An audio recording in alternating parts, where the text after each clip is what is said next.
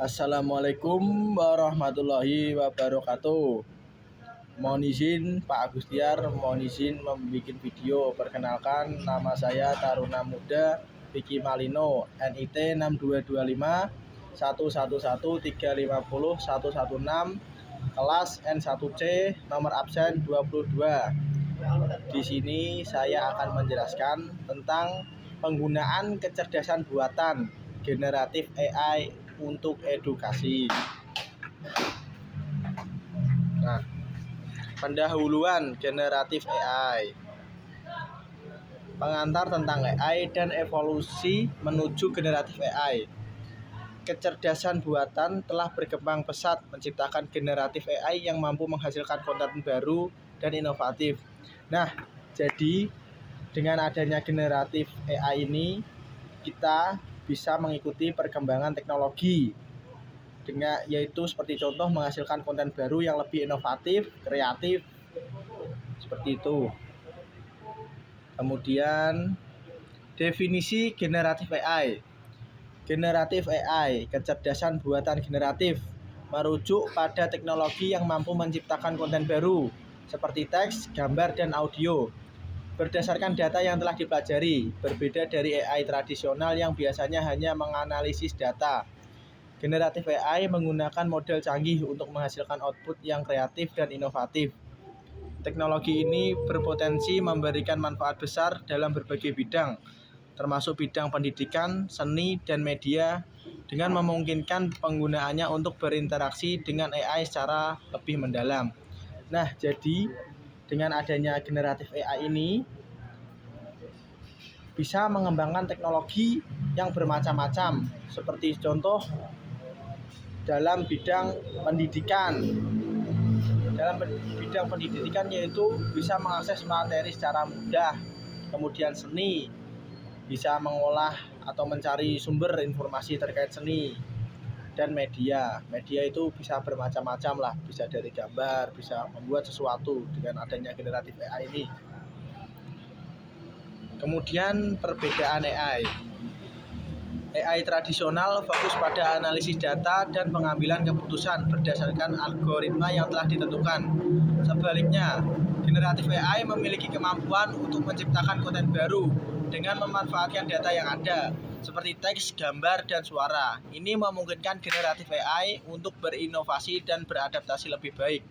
Dengan demikian, generatif AI menawarkan pendekatan yang lebih dinamis dan kreatif dalam pemecahan masalah dibandingkan AI tradisional yang lebih reaktif.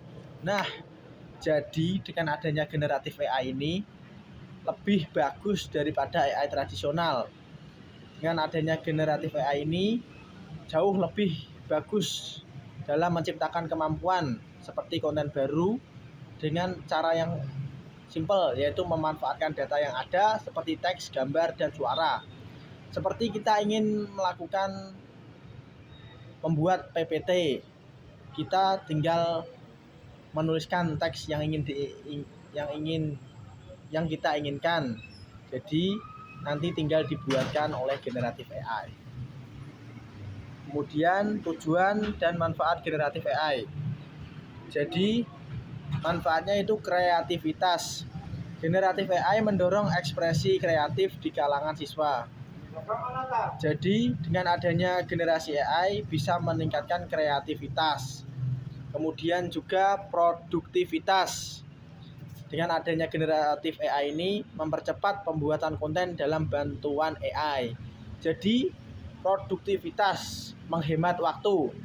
Semisal kita ingin membuat sesuatu dan waktu kita sangat terbatas, kita bisa memanfaatkan generatif AI. Kemudian juga bisa dengan manfaatnya inovasi. Generatif AI membuat peluang baru dalam pembelajaran. Jadi dengan adanya generatif AI ini kita bisa memunculkan ide-ide baru, yaitu berinovasi. Kemudian kita akan membuatnya, serta itu melatih kreativitas kita. Kemudian relevansi teknologi. Kaitan antara generatif AI dan teknologi digital masa kini sangat penting dalam konteks pendidikan. Dengan kemajuan pesat dalam teknologi, generatif AI memberikan peluang baru untuk meningkatkan pembelajaran. Teknologi ini tidak hanya menyederhanakan proses pembuatan materi ajar, tetapi juga membantu siswa dan pendidik dalam memahami konsep kompleks dan cara yang lebih interaktif dan menarik. Oleh karena itu, memanfaatkan generatif AI dalam pendidikan menjadi semakin relevan dan vital untuk mencapai tujuan pembelajaran yang efektif. Teknologi dan cara kerja. Komponen utama model bahasa besar (Large Language Models) adalah algoritma yang mampu memahami dan menghasilkan teks dengan konteks. Jaringan syaraf tiruan atau neural networks berfungsi sebagai arsitektur dasar, memungkinkan AI untuk belajar dari data dan menghasilkan output yang relevan serta tepat dalam berbagai aplikasi. Kedua, komponen ini bekerja sama untuk meningkatkan kemampuan generatif AI, memperluas batasan kreativitas dan efisiensi dalam banyak bidang, termasuk pendidikan dan industri. Proses pembelajaran AI. Pembelajaran dengan generatif AI melibatkan 3 metode utama. Yang pertama yaitu supervised learning, di mana model dilatih menggunakan data berlabel. Yang kedua, unsupervised learning, yang memungkinkan model untuk menemukan pola dalam data tanpa label. Dan yang ketiga yaitu reinforcement learning, di mana model belajar melalui trial dan error berdasarkan feedback dari lingkungan masing-masing. Metode ini memiliki keunggulan dan aplikasi praktis yang unik, memungkinkan generatif AI untuk menghasilkan konten yang semakin akurat dan relevan berdasarkan data yang tersedia. Model populer. Generatif AI telah menciptakan gelombang inovasi dalam teknologi dengan model-model seperti GPT dan DALL-E GPT atau Generative Pre-trained Transformer, menggunakan data teks untuk menghasilkan konten yang kreatif dan koheren dalam berbagai bentuk. Sementara itu, DALL-E menciptakan gambar dari deskripsi teks, memungkinkan pengguna untuk menghasilkan visual yang unik. Dua model ini menunjukkan potensi besar dalam edukasi seni dan banyak bidang lainnya, membawa pengalaman baru yang interaktif dan menarik. Proses pembuatan konten.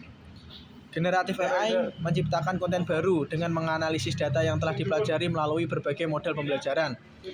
Teknologi ini memanfaatkan algoritma kompleks untuk mengidentifikasi pola dalam data, yang kemudian diinterpretasikan menjadi output yang kreatif seperti teks, gambar, atau audio. Dengan memanfaatkan data set yang besar dan beragam, generatif AI dapat menghasilkan konten yang relevan dan inovatif, membantu pengguna dalam berbagai bidang termasuk pendidikan dan bisnis. Konsep prompt. Prompt adalah instruksi yang diberikan kepada model generatif AI untuk menghasilkan konten berdasarkan konteks yang diminta. Kualitas output dari AI sangat bergantung pada seberapa jelas dan spesifik prompt tersebut. Model generatif memproses prompt dan menciptakan teks, gambar, atau konten lain yang relevan. Proses ini menekan pentingnya merancang prompt yang efektif agar hasil yang dihasilkan dapat memenuhi ekspektasi penggunaan dan relevan dengan kebutuhan edukasi saat ini. Jenis-jenis generatif AI. Model teks, chatbot. Chatbot adalah aplikasi yang memanfaatkan generatif AI untuk berinteraksi dengan pengguna secara alami, memberikan informasi dan menyelesaikan pertanyaan secara efisien dan dalam berbagai konteks. Penulisan kreatif didukung oleh AI yang mampu menghasilkan konteks menarik, membantu penulis dalam mengembangkan ide dan bahkan menciptakan cerita, puisi, atau artikel sesuai permintaan pengguna.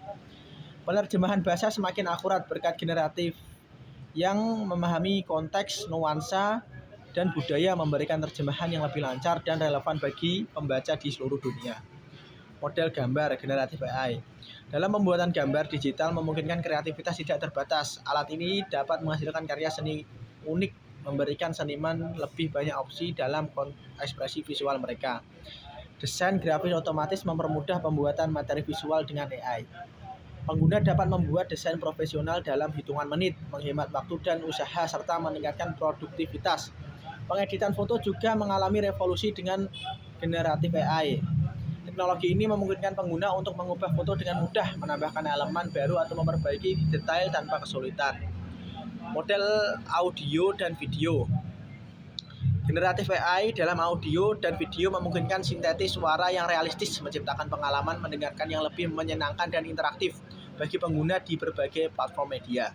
Teknologi deepfake memanfaatkan generatif AI untuk menghasilkan konten yang memukau, memungkinkan Pembuatan film animasi yang lebih kreatif tanpa memerlukan sumber daya manusia atau waktu. Pembuatan video konten otomatis dengan generatif AI membantu pengguna menghasilkan materi pendidikan yang menarik, memudahkan proses pembelajaran, dan memungkinkan penyampaian informasi yang lebih efektif dan menarik. Contoh aplikasi generatif AI dalam pendidikan. Generatif AI memungkinkan pembuatan materi ajar otomatis, simulasi interaktif yang mengakibatkan keterlibatan siswa dalam proses belajar. Contoh hasil AI. Nah, ini generatif AI telah menghasilkan berbagai konten yang menarik dan inovatif. Contohnya model seperti DALL-E mampu menciptakan gambar-gambar yang realistis dan artistik dari deskripsi teks. Sementara GPT-3 dapat menghasilkan teks dengan kualitas tinggi yang mendekati tulisan manusia. Di dunia pendidikan, teknologi ini membantu dalam pembuatan materi ajar yang interaktif, mendorong eksplorasi ide, dan meningkatkan pengalaman belajar dengan memanfaatkan kemampuan ini. Kita bisa menciptakan lingkungan belajar yang lebih menarik dan efektif. Manfaat generatif AI di pendidikan: meningkatkan kreativitas. Penggunaan generatif AI dalam pendidikan dapat meningkatkan kreativitas dan produktivitas siswa dan guru. Dengan alat bantu canggih yang mampu menghasilkan konten, siswa dapat lebih mudah mengeksplorasi ide-ide baru dan menciptakan karya yang unik. Selain itu, guru dapat menghemat waktu dalam merancang materi ajar yang menarik dan relevan. Ini menciptakan lingkungan belajar yang lebih dinamis, di mana semua peserta didik didorong untuk berpikir kritis dan inovatif. Personalisasi pembelajaran. Generatif AI menawarkan kemampuan unik untuk mendukung personalisasi pembelajaran sesuai kebutuhan individu. Dengan menganalisis data siswa, AI dapat menciptakan materi ajar yang sesuaikan dengan gaya belajar dan kemampuan masing-masing. Hal ini memungkinkan siswa untuk belajar dengan cara yang paling efektif bagi mereka. Jadi, itu bisa lebih efektif untuk masuk ke otak karena itu menyesuaikan dengan pribadi masing-masing. Selain itu, penggunaan generatif AI dalam pendidikan dapat membantu guru menemukan strategi pengajaran yang lebih relevan dan menarik bagi siswa. Pembuatan materi ajar. Generatif AI membantu mempermudah pembuatan materi ajar dan konten multimedia dengan menghasilkan bahan pembelajaran yang menarik dan interaktif. Melalui analisis data dan pembelajaran mendalam, AI dapat menciptakan materi yang disesuaikan dengan kebutuhan individu siswa. Ini memungkinkan guru untuk lebih fokus pada pengajaran dan interaksi dengan siswa, sementara AI menangani aspek teknis pembuatan konten, menjadikan pengalaman belajar lebih efisien dan menyenangkan. Alat bantu riset, itu fungsinya juga termasuk. Jadi generatif AI berfungsi sebagai alat bantu riset yang inovatif bagi akademisi dengan memfasilitasi eksplorasi ide-ide baru. Dengan kemampuannya untuk menganalisis dan menghasilkan konten berbasis data, generatif AI memungkinkan peneliti untuk mengidentifikasi pola dan menghasilkan hipotesis yang lebih kompleks.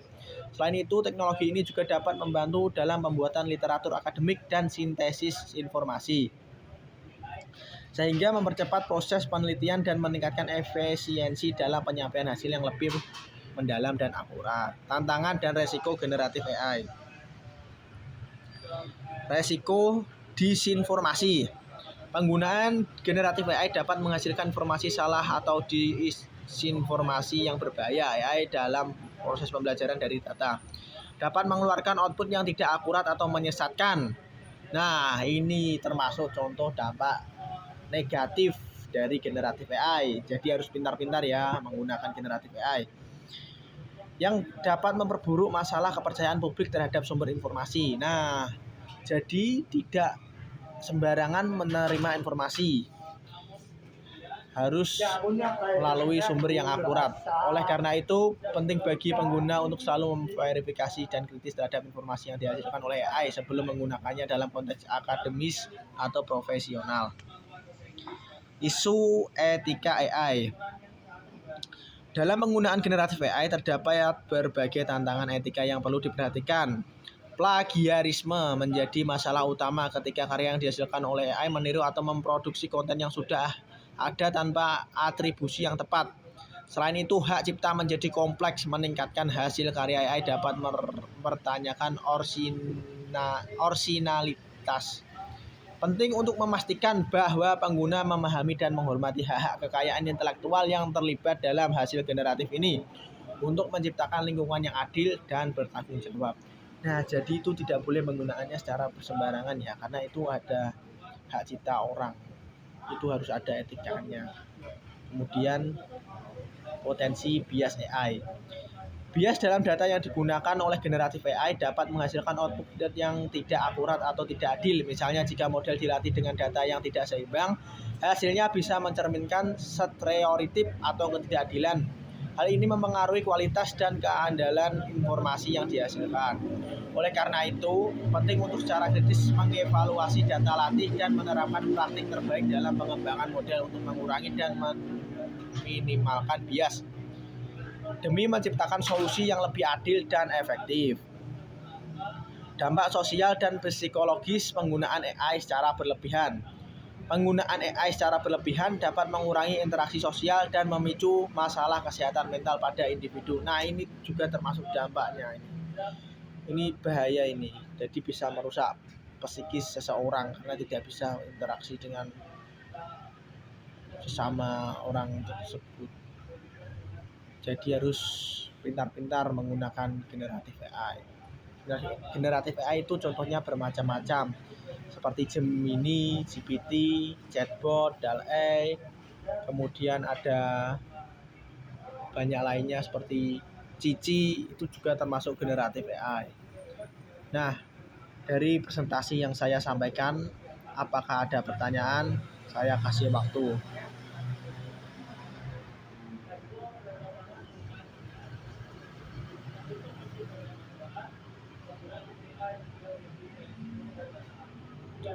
Baik, jika tidak ada, sekian presentasi dari saya.